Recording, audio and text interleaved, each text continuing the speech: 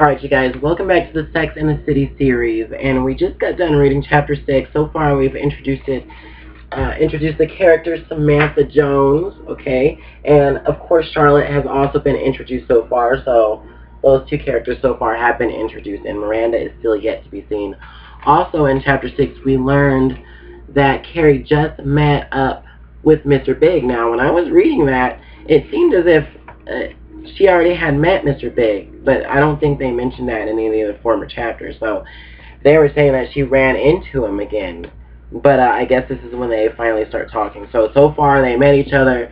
She was already spending the night at Mr. Big's house, blah, blah. So very interesting. Now, of course, I wanted to show you guys clips from the actual series, like the TV show itself, but I don't think YouTube is going to let me, and I really don't want to get any copyright strikes or anything like that, so I just said forget it. As bad as I want to show some of the scenes from there, because a lot of the scenes are identical to what this book is talking about. Like the scene that I had just read you guys, where Carrie and Mr. Big were actually conversating with each other, those are pretty much the same exact words that they used on the TV show. So I was like, I want to show the scene so bad, but I don't think like YouTube's gonna let me, so didn't do it.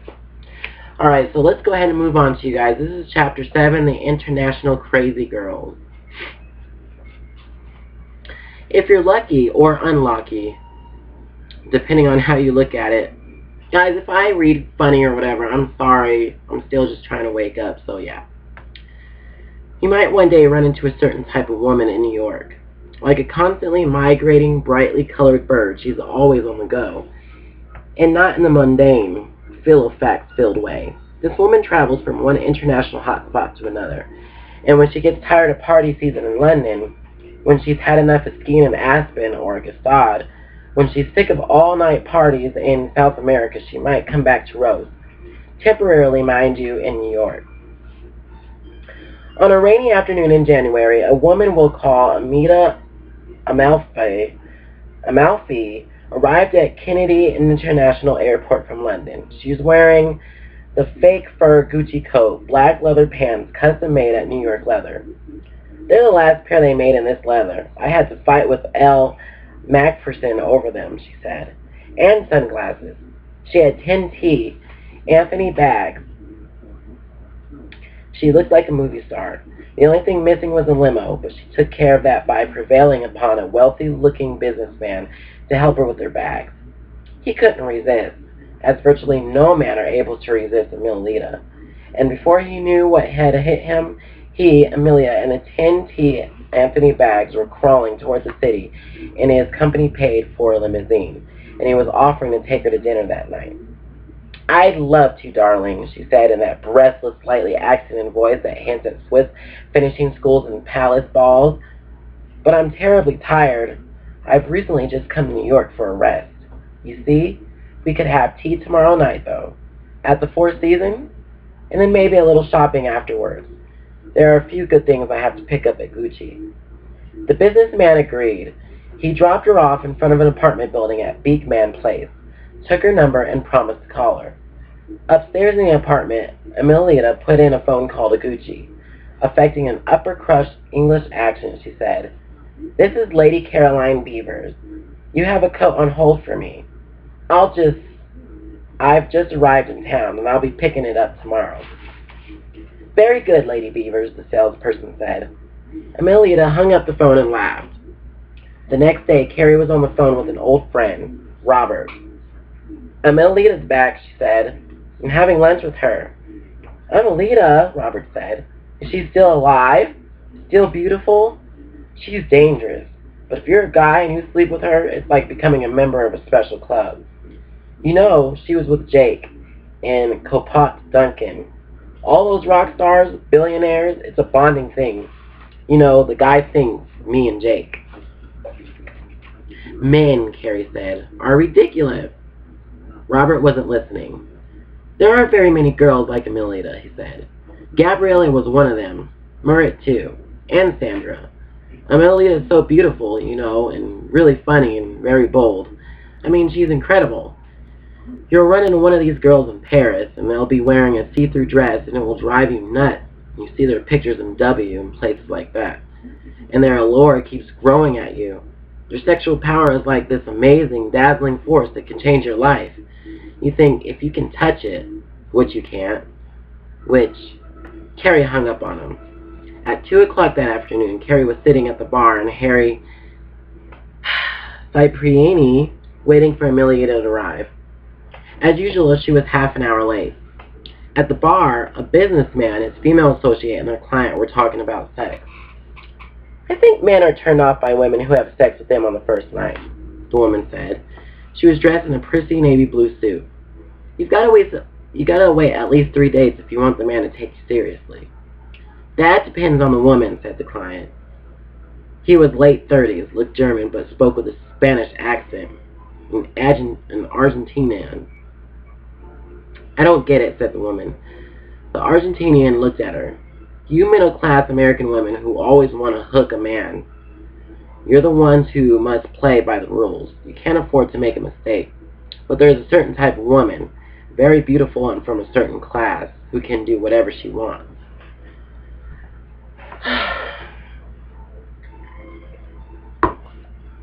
At just that moment, Amelia walked in.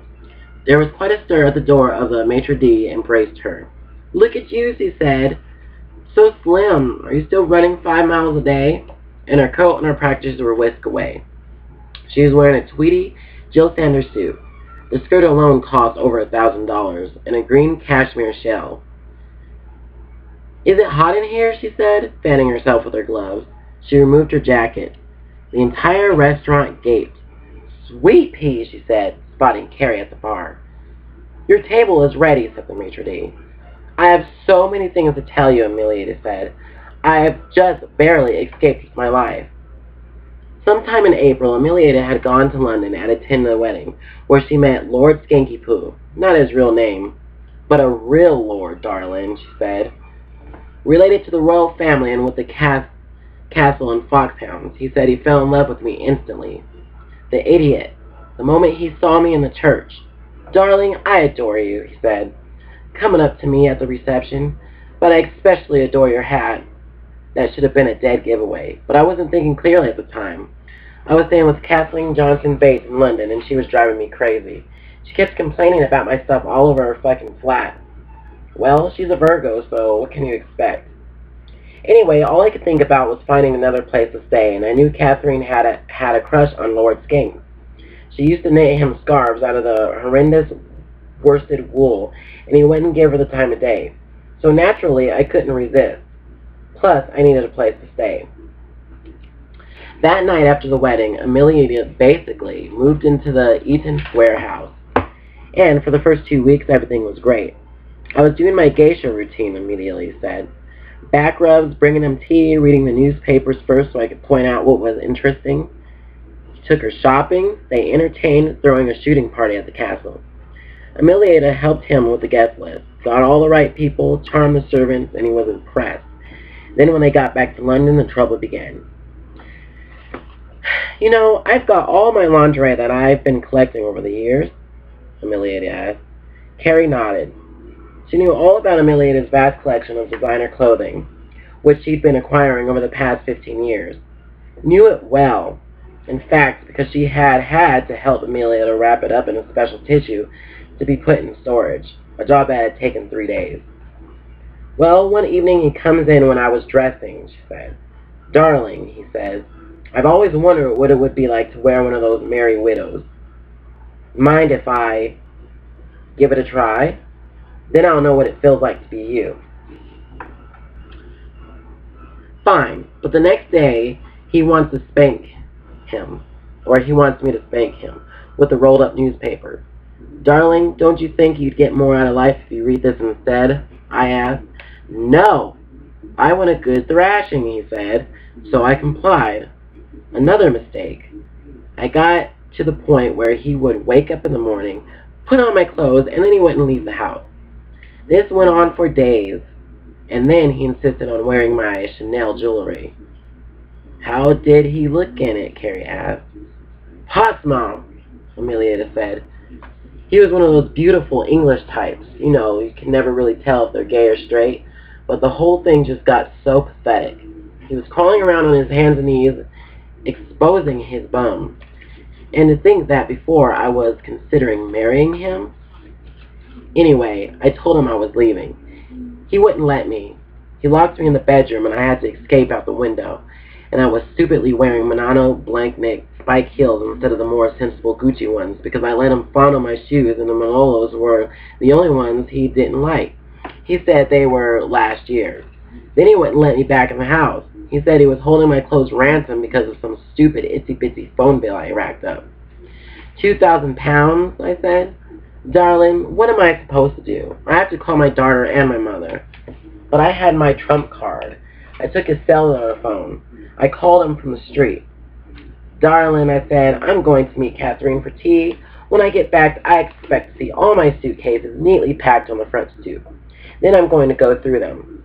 If anything's missing, one tiny earring, one G-string, the rubber on the heel of any shoe, I'm going to call Nigel Dempster. Did he do it? Carrie asked, somewhat in awe. Of course, Amelia said. The English are scared to death of the press. If you ever need to bring one to heel, just threaten to call the papers. Just then, the Argentinian walked in by the table. Amilita, he said, extending his hand and giving her a little bow. Oh, Chris, ¿cómo estás? She asked. And then they said a bunch of stuff in Spanish that Carrie couldn't understand. And then Chris said, I'm in New York for a week. We should get together.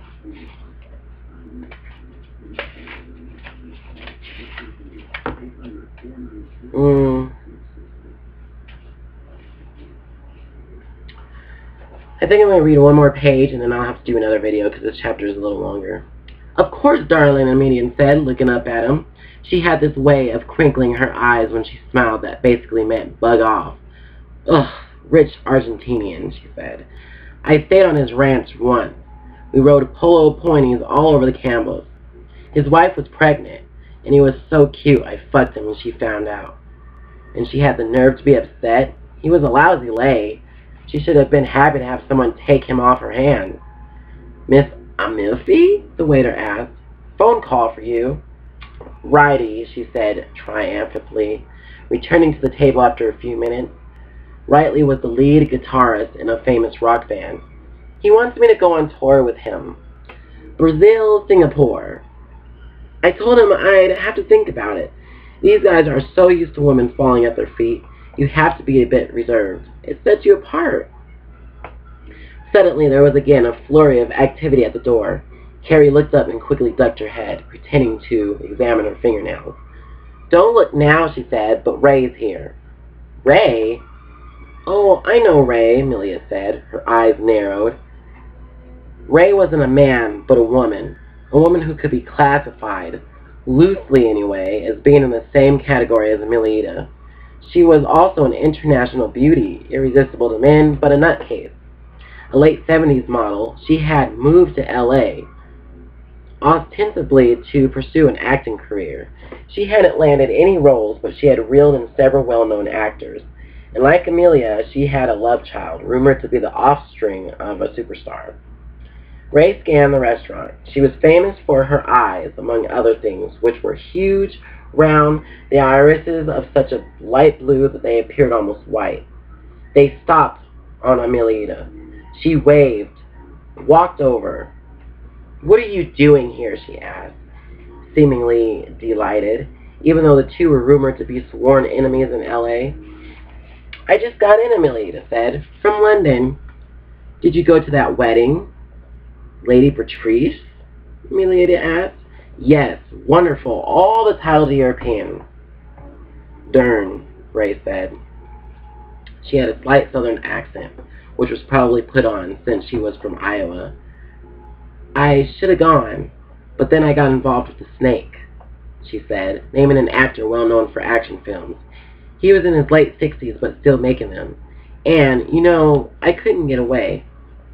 I see, Amilita said, giving her the crinkly eye treatment. Alright, you guys, I'm going to stop right here. And we're going to continue on the next video.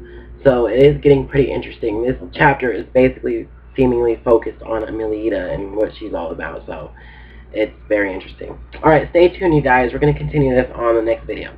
Holla back.